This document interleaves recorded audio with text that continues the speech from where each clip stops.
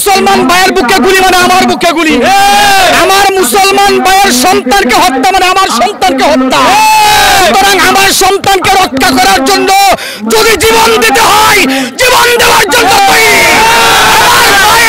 রক্ষা করার জন্য যদি আমার সন্তানকে ইয়েতিম করতে হয়, ইয়েতিম করার জন্য তৈরি আছি ইনশাআল্লাহ। কে সুন্নি, কে ওয়াহাবি, কে কোন ধরে একদল করে এটা দেখার বিষয় নাই, একটাই দেখার বিষয় আমরা সবাই মুসলমান। আমরা এমন মুসলমান, আমরা যদি মরণকে বরণ করে রাজপথে নামি, শুধু ইসরায়েলি বাহিনী নয়, আমেরিকার যত দালাল আছে, ইন্ডিয়ার দালাল আছে, যত লাল চামড়ার দালাল আছে, সমস্ত দালাল আমাদেরকে দেখে সারা পৃথিবী থেকে তারা পলায়ন করতে বাধ্য হবে। এই যে ছোট ছোট বাচ্চাদেরকে হত্যা করা হচ্ছে, তাদের গায়ের মধ্যে আঘাত করা হচ্ছে, যেই দেখতেছে, যেই মানুষটা দেখতেছে, অন্তত একটা সাধারণ ইমানদার মানুষ নিজেকে কন্ট্রোল করতে পারে না, চোখের পানি ধরে রাখতে পারে না, অজস্র চোখ দিয়ে অটোমেটিক পানি চলে আসে। এটা দেখলে অত্যন্ত অত্যন্ত কষ্ট লাগে, হৃদয় কেঁপে যায়, কলিজার মধ্যে আঘাত লাগে। যে আমরা জিহাদ করার জন্য পূর্ব প্রস্তুতি গ্রহণ করা, এক নম্বর পূর্ব প্রস্তুতি হলো আল্লাহর সাথে বন্ধুত্ব স্থাপন করা, দুই নম্বর পূর্ব প্রস্তুতি হলো যা আছে তা নিয়ে জিহাদে ঝাঁপিয়ে পড়া, সাহায্য করবেন আল্লাহ। আমরা মুসলমানরা এই জন্য দাঁড়াতে পারছি না, আমাদের ইমানের মধ্যে দুর্বলতা রয়েছে। আমরা সমস্ত মুসলমান দুনিয়ার লোভ এবং মরণকে ভয় করতেছি। যেদিন আমরা সকলে মরণকে বরণ করে নিব, মরার থেকে বাঁচার চেষ্টা করলে কেউ বাঁচতে পারবো না।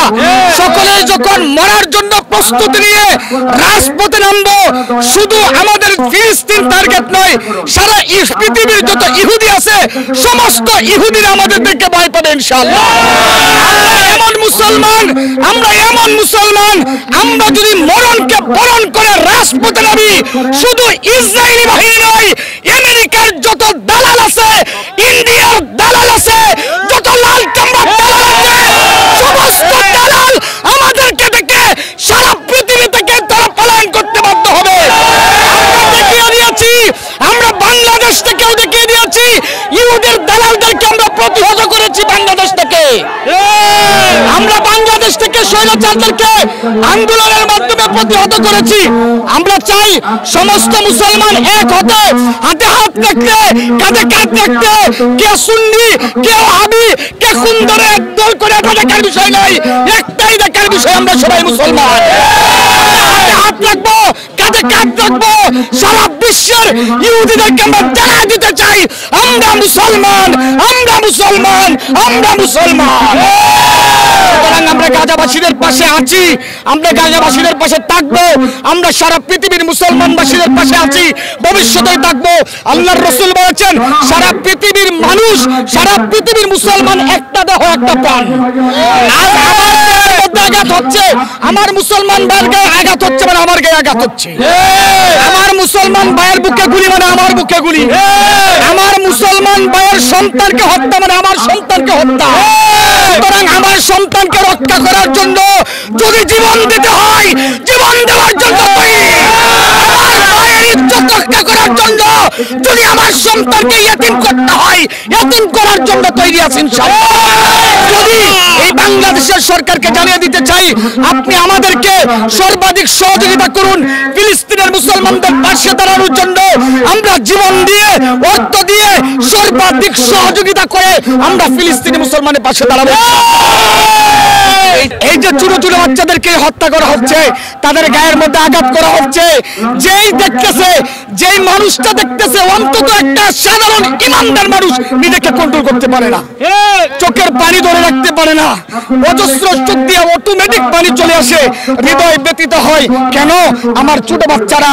আর ফিলিস্তিনের ছোট বাচ্চাদের ভিতরে এমন ইমানি চেতনা আছে যেটা বাংলাদেশের অনেক মুসলমানের অন্তরে নেই।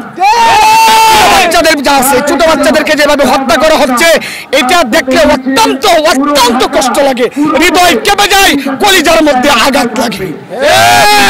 100% পারবে, কারণ মুসলমান দেখিয়ে দিয়েছে বদরের যুদ্ধে মাত্র 313 জন সাহাবী হাজার হাজার ইহুদিদের বিরুদ্ধে, হাজার হাজার দালাল জিহাদের বিরুদ্ধে, হাজার হাজার কাফেরদের বিরুদ্ধে মাত্র 313 জন সাহাবী জিহাদে নেমেছে, আর মুসলমান বিজয় হয়েছে।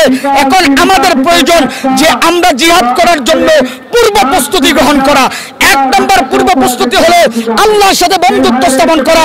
2 নম্বর পূর্ব প্রস্তুতি হলো যা আছে তা নিয়ে জিহাদে ঝাঁপিয়ে পড়া, সাহায্য করবেন আল্লাহ।